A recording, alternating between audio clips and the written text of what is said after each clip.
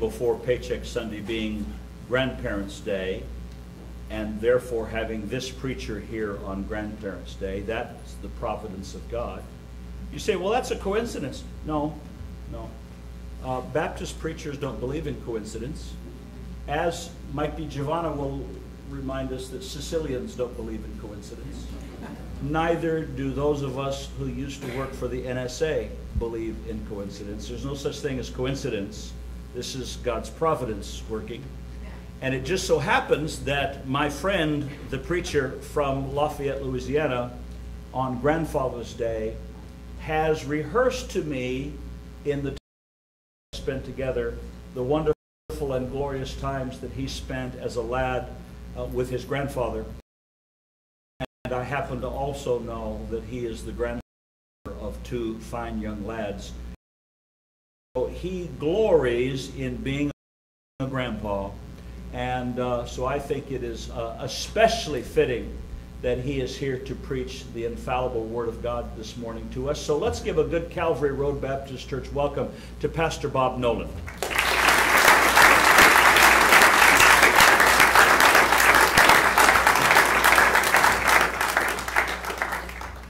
Well, it's great to be back. I didn't think I'd get here the first time. And then I'd come back a second time. It's a great thing. You guys are quickly, your church is becoming my second favorite church in America. The first one's in Lafayette, Louisiana. But I do appreciate your pastor and the opportunity to be here. And I probably got the IRS looking for me when I leave. I don't know, but you never can tell. But it's great to be here, great to be a part of this ministry again. If you'll stand with me, turn to Proverbs 17. I'm just going to look at a couple of verses. And I don't know if I actually talked a lot about my grandfather to your pastor or not, but my grandfather played a very, very big role in my life. So did my grandmother, but he lived till he was 94.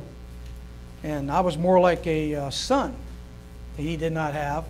He had two daughters, then a grandson to him. But as far as I was concerned, Pop-Pop, on the East Coast where I was raised, we don't call him Meemaw, Mama, Paw, Mimi, Nana. We call him Mama and Papa. Mom's mom, Pop's pop. And that's how I was raised with him until he died at 94. I never called him anything but Papa.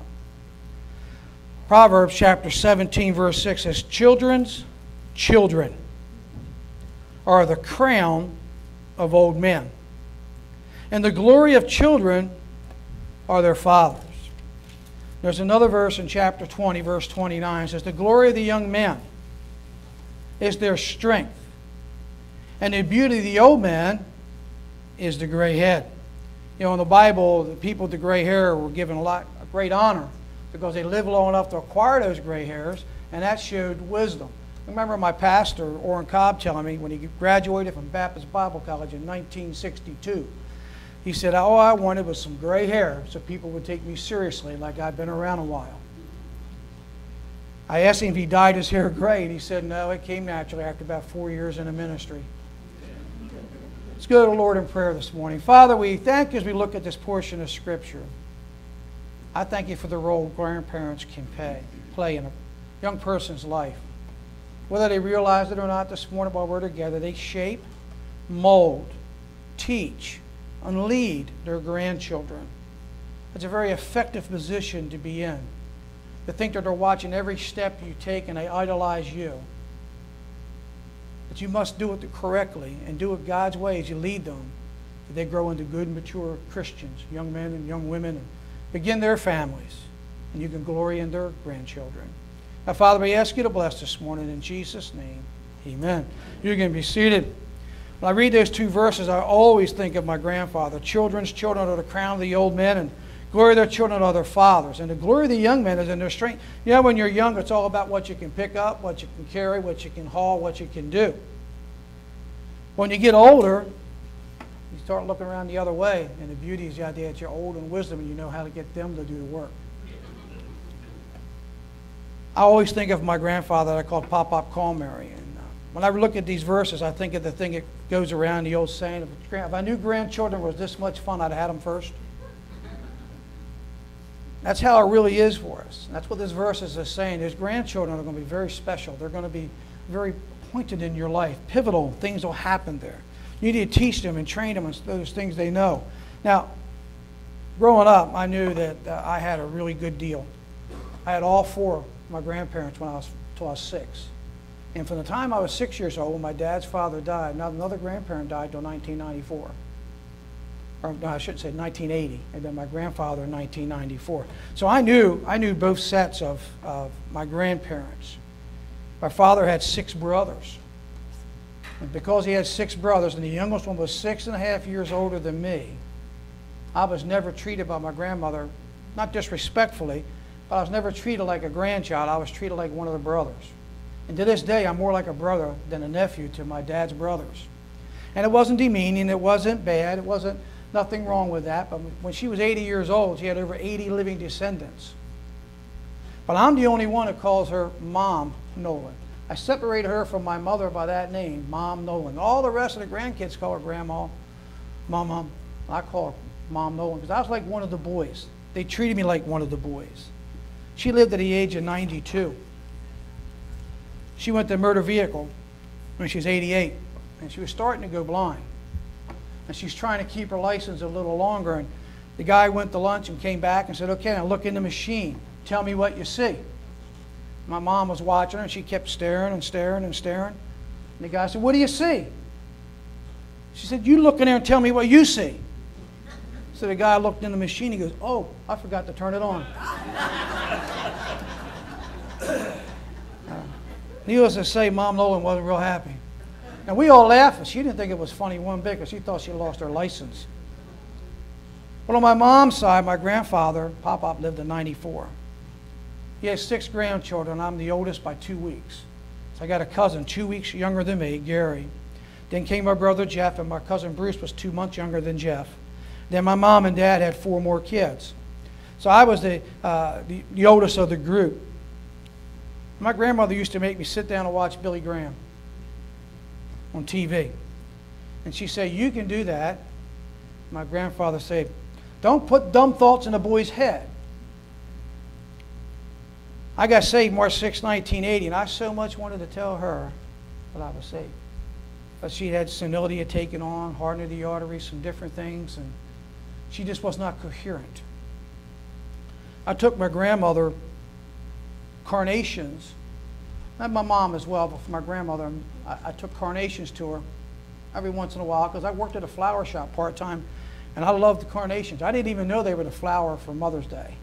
I just knew they were the hardiest flower in the flower shop, and I could put food coloring in the water and take the right white carnation and make it turn blue in the leaves and the veins of them and stuff, and I would do all this kind of stuff, and I'd take them to my grandmother.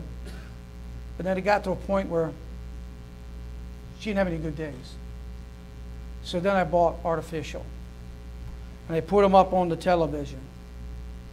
And she didn't watch much TV, but I was in the center of the room, and my mom asked me, so why are you doing that? I said, because she has one good day. One day of clarity. She'll know I've been there. So I just kept adding to it. I bought one at a time, and I kept adding to it. And it got to be maybe a dozen before it was said and done. I always wanted to be able to tell her that she was right, because I ended up preaching the gospel after all. Everybody that went down to the farm when she died got something for a memory. Now, I didn't even know what happened. It happened so quick, my grandfather wasn't prepared. So when I came down there for something, he said, not for something for that, he went me to work, and he said, I had to tell you something. Everybody came down, took the table, took this, took that, in memory of my mom. He said, all I got's her old Bible. He said, do you want the Bible? I said, yeah, I'll take the Bible. I brought that Bible with me. When I leave here, I'm going to send it to Brother Gleason. I've never had it rebound, but I've used it 3 times this year to illustrate something. When they gave me the Bible, I found every receipt for the farm in there. They paid it off. But when they gave me the Bible, I found something else in there.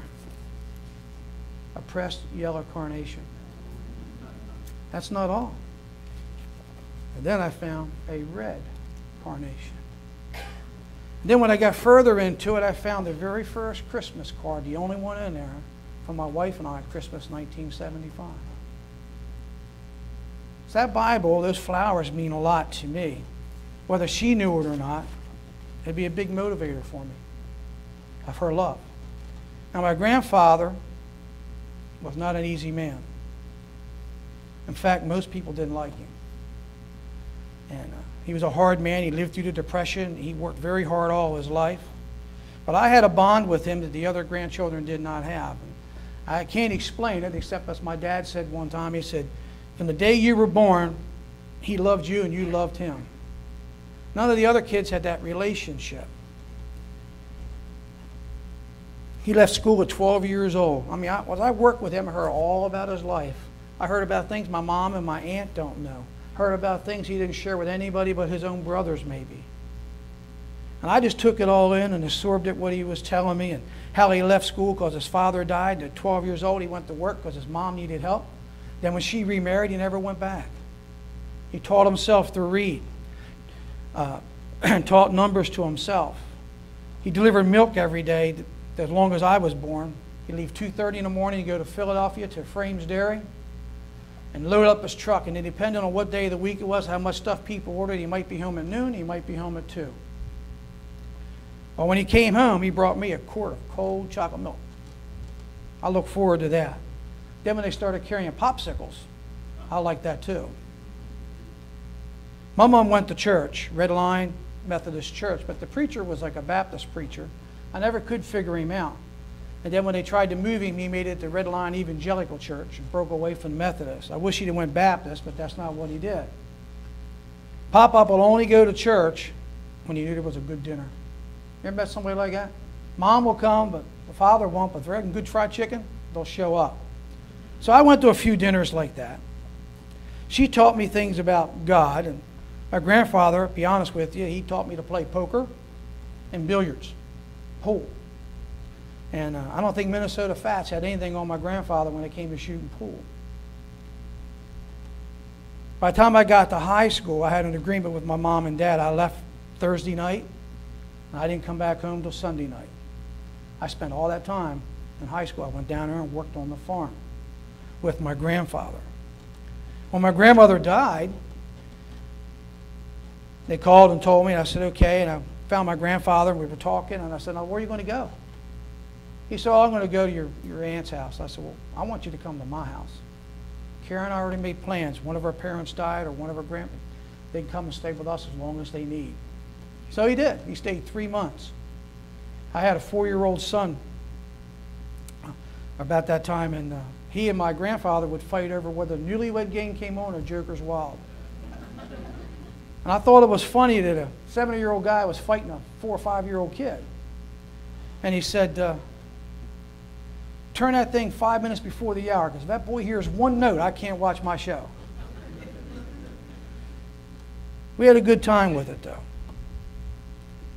When my grandson was born, the first one's autistic. He's 13 years old. But he's got a photographic mind. He can do stuff that I can't even think about with computers, make combined cartoons and all. But when he was little, when he came in the front door of my house, he would run to my chair and jump up there. And my dad was visiting, and he said, I've never seen anybody like it except you and your grandfather. Well, if he lived to see my other grandson, Sammy, he'd see one even crazier about his grandfather than John. John got, what he got, a little more distant he got, but Sammy, he's still my boy. And my mom tells me, I said, you know what he did? She goes, you deserve it. You did all that stuff too. You deserve it. I said, you don't wish that on people. I worked that farm till 26 years of age, till I went to Bible college. I did anything my grandfather did. And I did things with my grandfather that I wouldn't do with my own home. My dad wouldn't do. Like wash the clothes with a wringer washer and hang them out on the line and then fold them. And I remember rebelling when it came to making the beds. And my grandmother said, well, don't you want to help Pop Up in the house as well as in the field? Oh, man, that melted me.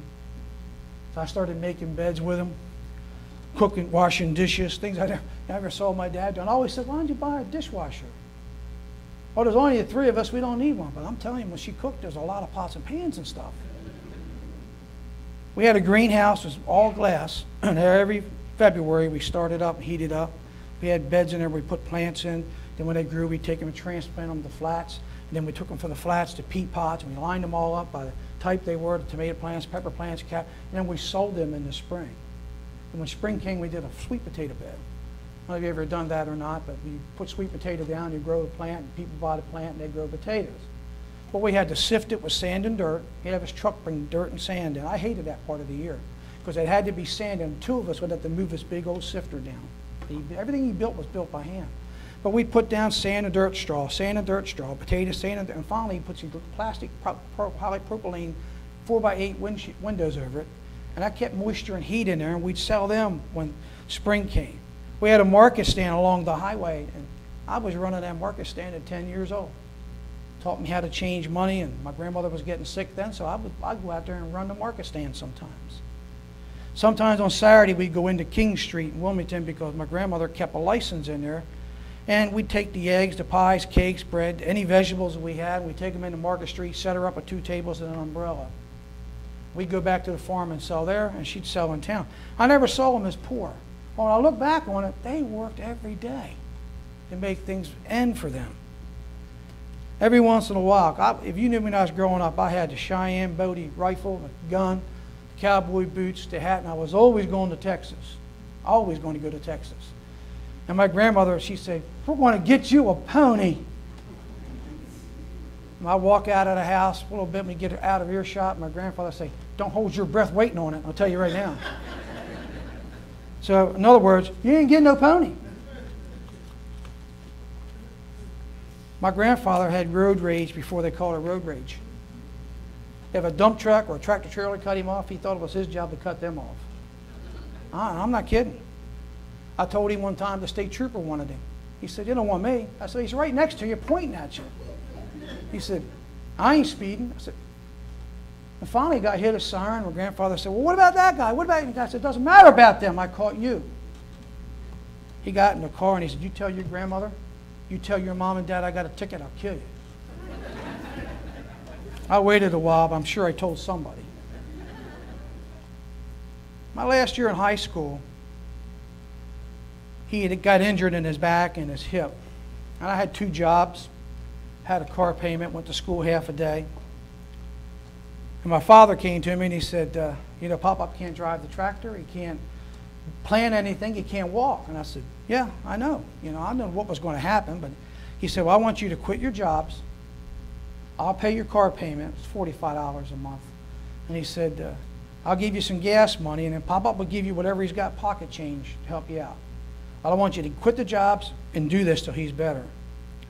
And it never occurred to me at 18 years old, until years later, that they turned that farm over to me at 18, and nobody wrote down instructions. Nobody told me where to go, what to do. I'd done it all my life. I looked at it as this is how Pop-Up would do it. I brought 2 friends down because sometimes it was a 2-man job, Wally and Shelley Sarton, and they helped me put in all the crops. Then one day I come back working in the field, and he was standing there. And he said, "I'm in charge now, I'm okay." And I thought, well, the boss is back. My grandfather got saved at 78 years old. 78. He lived till he was 94, drove till he was 92. He started having mini strokes, infarctions of the brain, and he would forget this and forget that. And the first one he had, he didn't know how to get home. He just knew he was on the right road, so he went 80 miles out of the way before he bumped some lady and they took his car. By that time, my dad had called the police and said, "Look, we got to find him." And they found him, brought him back. He wasn't injured. And as soon as I saw him, he said, "They took my car." I said, "Yeah." And he goes, "Took my keys." I said, "Yeah." And he goes, "Took my license." I said, "Yeah." And he goes, "I don't care as long as they don't arrest me." When I sold my house to go to Bible college, $325 a month mortgage. You don't get car payments that low anymore. I didn't know how we was going to make it. I was working 3 jobs, the farm, firewood business, and a regular job. And he come to me and he said, "Don't go to Bible college." He said, "Look, if you give me your mortgage, $325 a month till I die, the farm's paid off, it's yours." That's a pretty good deal. But the last person that owned it divided it up into houses on 20 acres and probably a multi-millionaire. But I couldn't do that because I told my grandfather, I said, "I can't do that. I've got to go." So I said, and after praying about it, thinking about it, I said, "Why don't we sell the farm? You can't hardly farm it, you know, anymore, and I'm moving away. I said, why don't we just sell it, get you in a good house or good apartment, debt-free, you have all this money. So that's what we did. And he lived in these apartments till he was 92 years old, off of the farm, the money from it. If I was going home, and I went home every Thanksgiving, that's been my deal. As a pastor, you can't go in December. It was Christmas, too much. So I'd go home for Thanksgiving like it was Christmas. But I knew when I turned the corner of 3H Drive, my grandfather's car was going to be sitting in the front of the house. And my mom would say, I don't know when you were coming. He's been here since 7:30 this morning, sitting at the table and waiting on me to show up. He was a big link to my life, bigger than I ever even understood, until the Lord took him home. He started going to church because he wanted me to come down and go to work on the farm. And Harry Weaver, Brother John Jupp's grandfather, is a good friend of mine in Delaware. And I said, well, I can't come till 12. Why? I said, well, Harry's got to fill up all the school buses, 15 buses to get him gassed up. I said, Harry's got to print the bulletin. That's when you put the little tray imprinted disc down in a credit card machine. I would hand it to him. We kept the system going. My grandfather got mad. He's in the greenhouse, and his hand looked like to me like the size of a sledgehammer. And he said, I'm going to come up there, and I'm going to find out what's going on. I said, come on. That's what I told him. To my surprise, he came the next day, and he never left. So the day he died, they had to put in the paper, much to my family's chagrin, that he went to First Baptist Church in Newcastle, Delaware. When I left, he wasn't saved, but he was going to church. And George Whaley and Ken Shin, two men that I knew very well, had talked to him before. Several people had. And he decided to just take a shot in the dark, knocked on his door. He let them in, and he started talking to him. And he recognized one of them as being a friend of mine when I was in the church. He was still going there, and they led him to the Lord at 78 years old. And I asked him, I said, well, why didn't you get saved when I was there? I mean, I knew where he picked up his newspaper, the Philadelphia Daily News. He got it from Eckerd Drugs, and it came at 12 o'clock. So when I wasn't working, I'd be at the parking lot at 12 o'clock. I'd walk over, get in his car, and I'd talk to him. Nothing happened. I said, what's the difference now? He said, well, if the Bible's right, and that preacher's right, and you're right, I might not see you again. I said, that's a good enough reason for me. When he died, my brother and I went to Strasburg, Pennsylvania, gave him $500 because he loved the railroad. I had a memorial brick put up there with his name on it. If you went on the website, you could actually look up his name and it'll show you a picture of that brick. He taught me some things I'll share with you. First was, walk in my steps. My earliest memories, I followed a giant. We'd go into the fields and there'd be some kind of a runner. It'd be pole beans, strawberry vines, pumpkin vines. Always be some kind of runner. He said, you step on that runner, you're going to kill the plants. You walk in my steps and nowhere else. Well, I thought his steps are like this. I was having a hard time figuring it out. And he'd turn around and look at me and say, you keeping up? Trying. If I got to get in your giant footsteps, I'm trying. But I tell you, I thought he was the man. He loved Howard Johnson's ice cream. And when he come to my house when I was 12, 13 or whatever, and I wasn't driving, he'd come get me and he'd bring me down there to work on the farm, and we'd stop at Howard Johnson. He'd buy me a pint. He'd get himself a quart, and we'd eat it in the parking lot. And then he'd say, now don't tell your grandmother we did this. If I went into the store with him to get the paper, he'd buy you a pop, and he would guzzle his and look at me and say, well, let me help you with that. He drank 1.5. He called me at Christmas and said, I'm not sending money or gifts anymore.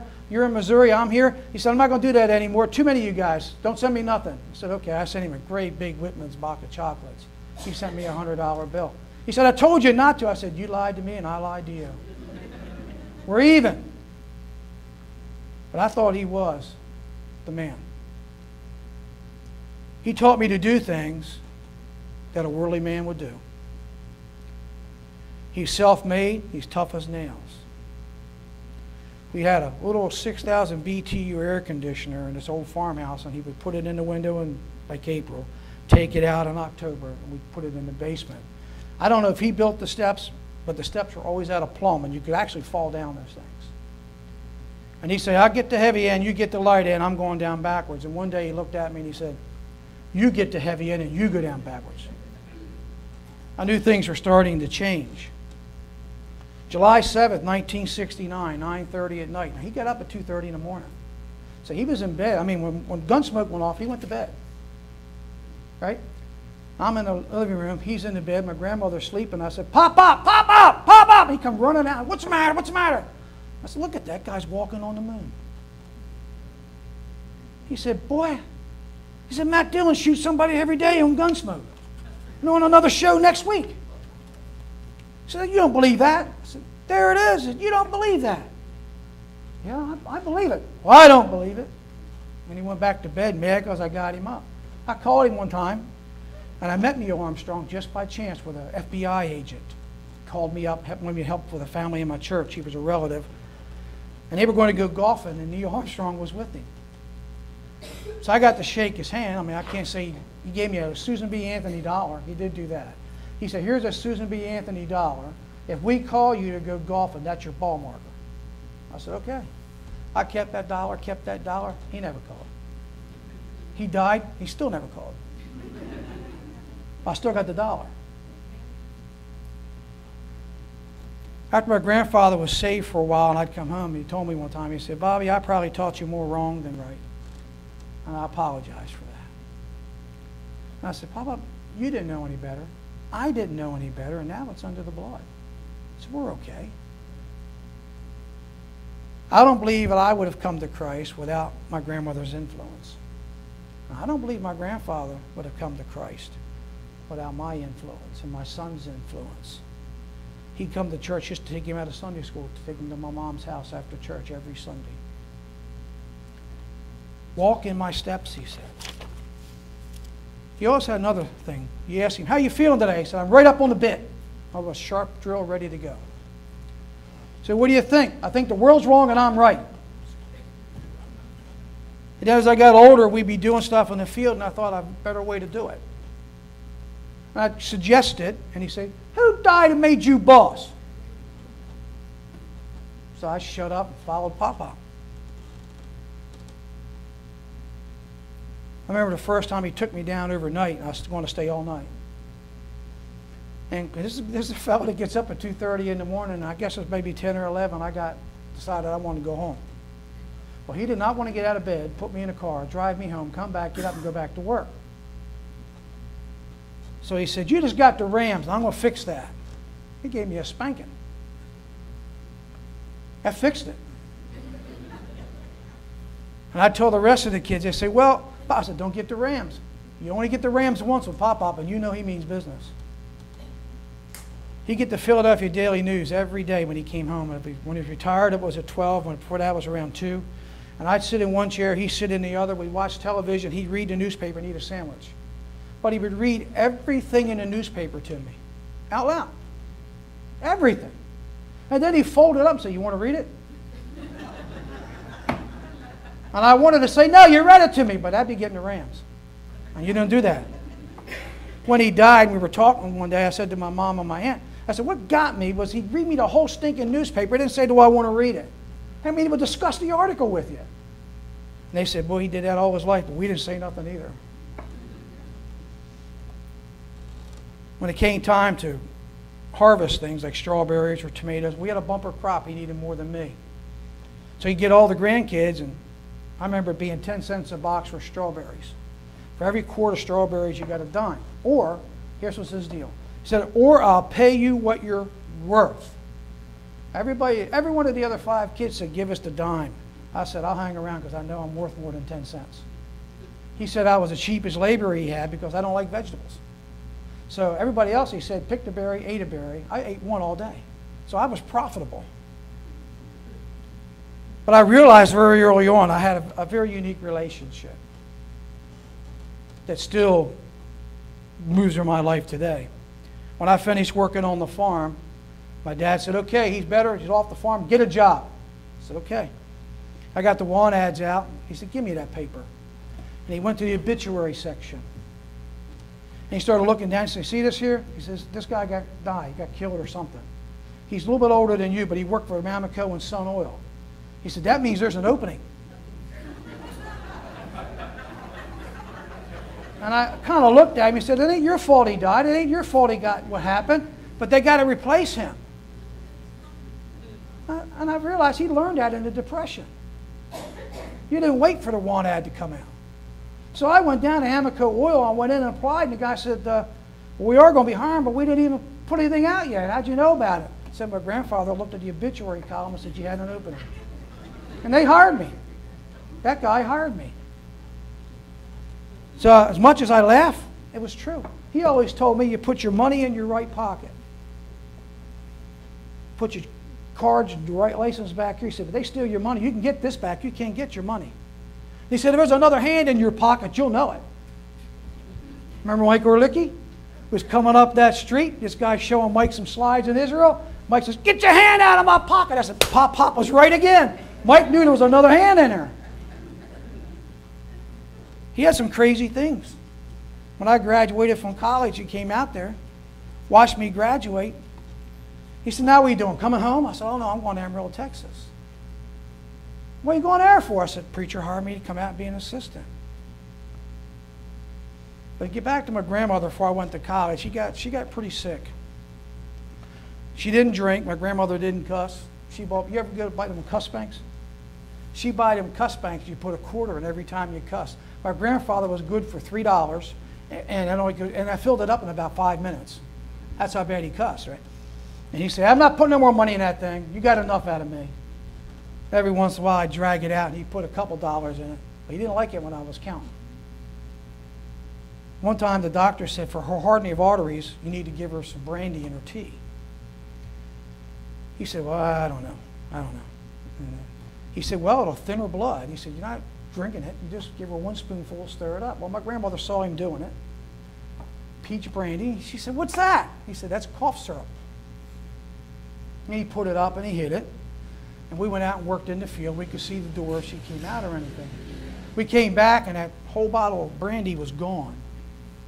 She'd taken it spoonful by spoonful and said it was some pretty good cough syrup. But she was drunk.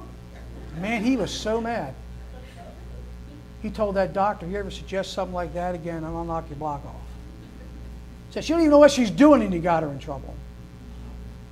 But he said, well, I want you to watch the grandmother on the farm. I got to go look at some nursing homes. And he came back, and I said, how'd it go? And he said, I can't do it. I can't put her in a wheelchair and have them just roll her into a hallway all day and sit there. I can't do that. I said, okay. And he said, now look at me. I said, what do you want? He said, don't let that happen to me as long as I know where I'm at. I said, I'll tell you what. I don't know what's going to happen in life, but wherever I am, you got a home. You got a place to stay. I'll come and get you if you don't know where you're at. And he got to a point after those strokes where he really didn't understand where he was at. I was watching a movie one night, The Black Devils, about this first special service force. And, you know, it's a war movie, World War II. And I seen him up there in the nighttime carving on something. I thought he was opening a package. He carved up the whole rental box for the DVD or the VCR tape. I had to take it back the next day, explain it to the guy, and he goes, it's one of the best ones I heard yet, but I'll believe you. He thought it was a package. He was trying to open it with a paring knife.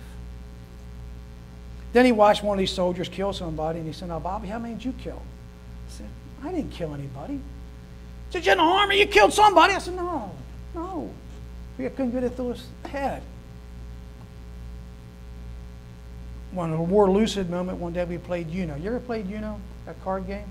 We was playing Uno, and I went back to the living room and we played, and I sat down, and he was sitting there, and he said, what was that game? I said, Uno.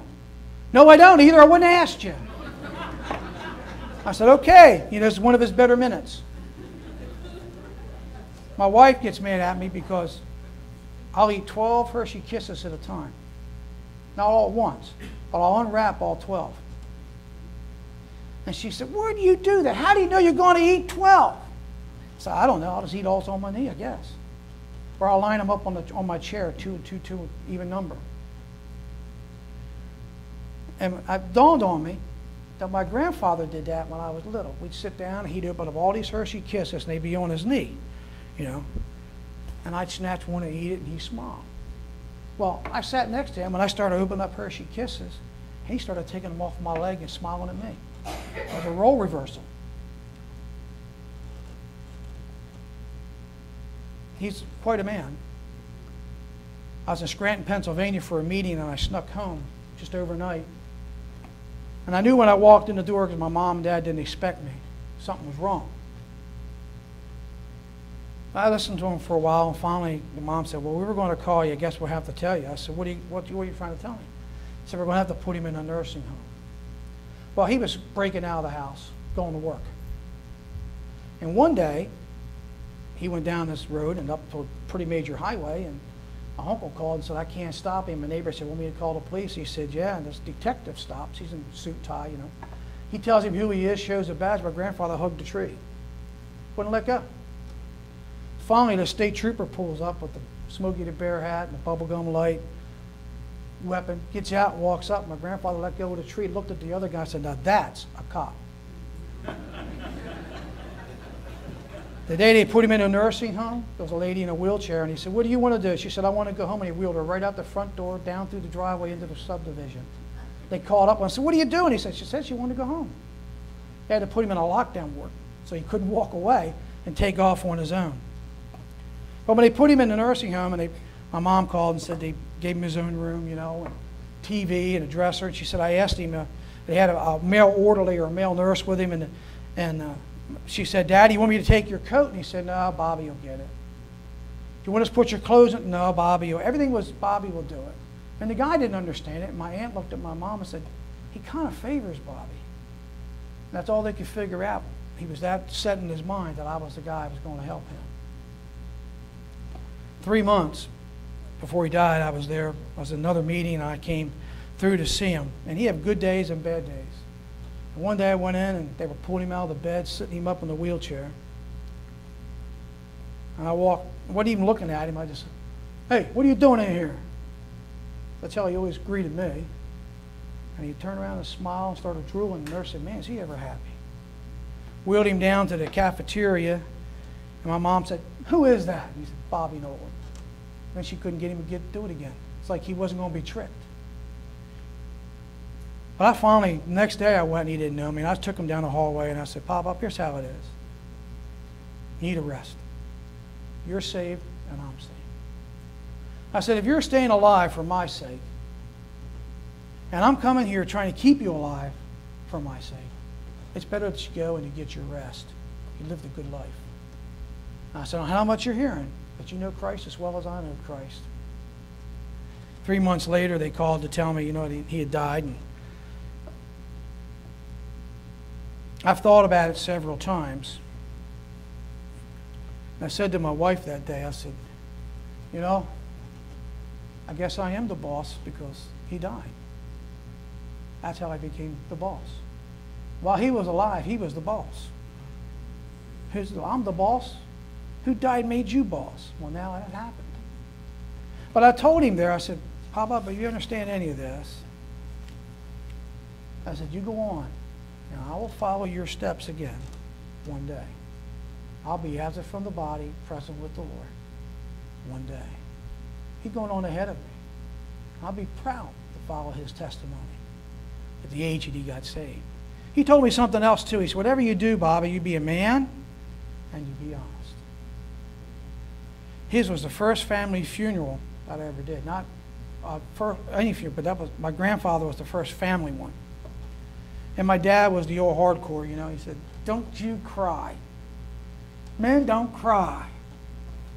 Well, I had a hard time. I was preaching to my dad's brothers, my uncles, my brothers, my cousins, my family, and they only knew the old man. They didn't know the new man. And I wept through most of the sermon, and my dad sat like this. He's waiting to tell me something. And I finally said, Dad, he looked at me and I said, Jesus wept over Jerusalem and those people. Why can't I weep over my grandfather? We had a strange relationship for a little while. After the funeral was over, everybody was coming up to me. They said, you should have had the farm. You're the only one that worked on the farm. You loved the farm. You should have had the farm. I got so tired of hearing that, I developed a response. I said, who told you I love dirt? Who told you I liked riding on the back of the tractor, eating the dust while he drove? Who told you I like that? I'd get dirt in my pores. Dirt in your pores? Skin pore? He had hands like a vice, and he said, come here. I mean, I was hoping he wasn't going to burst my brain or something. I didn't want to get near him and things like, I'll take care of that. Here's what you do. I said, no. I said, who told you this stuff? And I guess it's the fact nobody ever asked me about it. And I finally said, I don't like the farm. I don't even love the farm. But that's where my pop-pop was, and that's where I wanted to be. If he's going to be out there in the field, I'd be out there in the field. I almost burnt the barn down. He still didn't get mad at me. He burned it down later, though. One time he caught a hedgerow on fire, and he said, tell your grandmother to call the fire department. They drove right by us. I said, they ain't coming. He said, get a bucket and I'll get a hose. We put it out. But I told those folks, I said, you got it all backwards. It wasn't that I was in love with that farm. I loved my grandfather. Hard as he was, I loved him. When he got saved, I loved him even more. He'd call me every other Sunday night after he got saved when I wasn't living there and I was pastoring in Texas. And he said, well, your buddy preached today and he could use illustrations. And then he'd call and say, well, your preacher preached today. He needs to wake up. He had a pretty good amount of money at one time, and he said, do you have a building program? I said, yeah, I know. He said, think I should give something? I thought, well, what's he going to do, give him $5,000, $10,000? I said, I think I'll give him $5. I said, I'm sure they'll appreciate it. One time he called me on a Saturday and said, I need a shirt. I'm coming up to your mom's. I said, a shirt for what? He said, church. My shirts are in the dry clearance. I said, it's only Saturday. It is? Yeah. He goes, well, to go get my shirts and bring them to me. Then when I got down there and I paid the cleaning bill, he said, I'll owe you. I got stuck for the money. I tell you, grandparents that are here today and grandchildren, my life wasn't perfect growing up with my grandfather, and he was not a perfect man. But in my eyes, he was pop-pop of all pop-pops. Even when something didn't go right, I still brag on him. When I was growing up, all my family smoked, and he said, Bobby, don't smoke. I never did. I never got real long hair like some people get when they're younger. Cover your ears, because he said, go to the barber, here's $1.25. And my friend said, why get your hair cut like that? I said, it makes my grandfather happy. I knew the line, that what made him happy and what made my dad happy, and I would never cross those lines. I just decided I was always going to be on the good side of things with them. I cared about what they thought about what I did. And I got a 7-year-old grandson.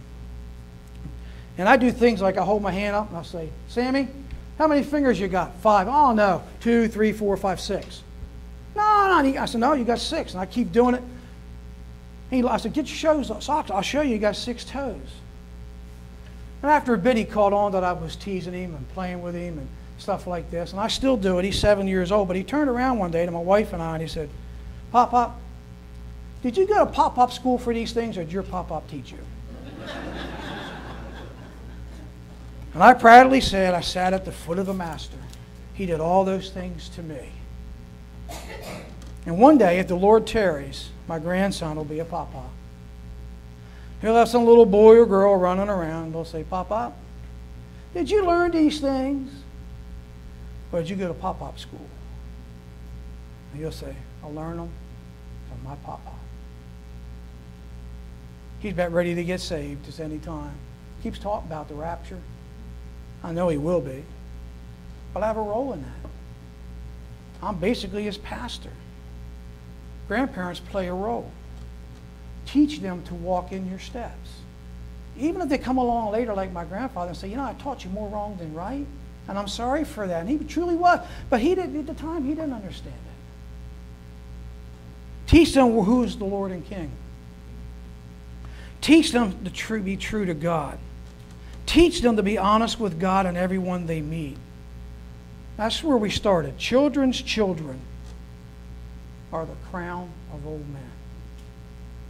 I can barely pick that old Bible up without getting weepy about my grandmother.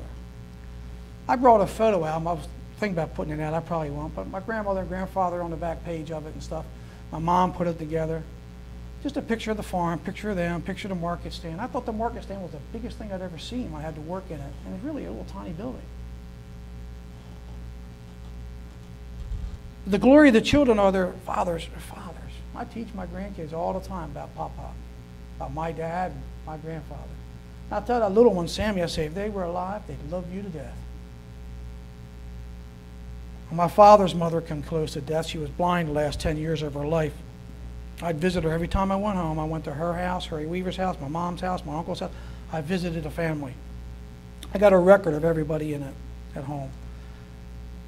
And when she couldn't see anymore the last time I saw her, she said, come over here. I want to, let me have your hands. So I stuck my hands out, and the blind old lady was feeling my hands. My grandmother. Mom, no. And she said, yep, that's how I remember them, big and strong. Now, the truth is, I don't need a special day to honor my grandparents in memory at all. I don't need Valentine's Day to tell me to love my wife. I don't need Father's Day to tell me I should be with my father if he's alive, or Mother's Day to tell me to love my mother. I don't need Grandparents' Day to tell me I should love my grandparents, because I've already done all that. I was always taught you do something for somebody while they're alive, not after they're gone. So if I was going to give my grandmother flowers, I tried to give them to her when she's alive. For my mother, I buy Sherry's berries every year. Big old strawberries, and send them to her. For Mother's Day or her birthday or whatever it is. And I keep sending that up. I don't need all that. You know, Grandparents' Day started in 1970 in West Virginia. The McQuaid family, they got married and they had 5 kids. The 5 kids produced 16 grandchildren. The 16 grandchildren produced 40 great-grandchildren. And they thought that we should honor grandparents.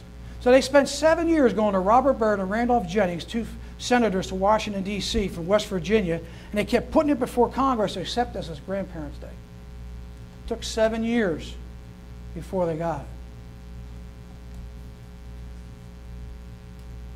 But I know that everything that I did when he was alive is more important than what I do when he's gone. So he got into church. He got saved. My mom was saved. My mom's not, but my grandmother was. My dad's mother was. My dad was. But I know in eternity we'll be reunited. I know in eternity he'll be resurrected or raptured out, or I'll be raptured out, I should say, or resurrected. And I long for the day to hear him say, walk in my steps. I'll be so happy to walk the hallways of heaven with my grandfather. Grandparents, don't let the opportunity to affect your grandchildren's life get away. Be an important part in their life. Even if you live away, you can still be contacted. My first grandson was born, he was in the state of Ohio, and I was in Louisiana. And every other month, I drove up there when he was 2 years old, brought him down for 2 weeks at a time. Never knowing he's going to live there later on. But I wanted the connection. Sammy was born in Oklahoma. He lost a job with the Obama thing, and here he came down to Louisiana to live. 2 years old, just walked in the house, didn't hardly know me. And today, he hardly shuts up. They wear my socks. They drink my Diet Pepsi. I buy Diet Coke, and they'll drink my Diet Pepsi. I said, the Coke's sure, yeah, but I want what you drink. Eats my pretzels. Eats my food. I said, I'm going to tell your mom to cook something you don't like. He likes anything with meat. What he really wants to do, he wants to sit down with Pop and eat. I get a little tray out, he wants a tray. I got a recliner, he wants a recliner. I drew the line there. I'm not buying him a recliner. But when I'm away, he sends me a picture. His mom will take it. He's in my recliner. I tell him, keep it warm. Just Lord willing, I'm coming home. Don't waste the opportunity God's given you to be a grandparent. And if you're a grandchild, learn to love those people. Hold them in high esteem. Because you're only going to have them for a short while. And they love you already. Hey, John.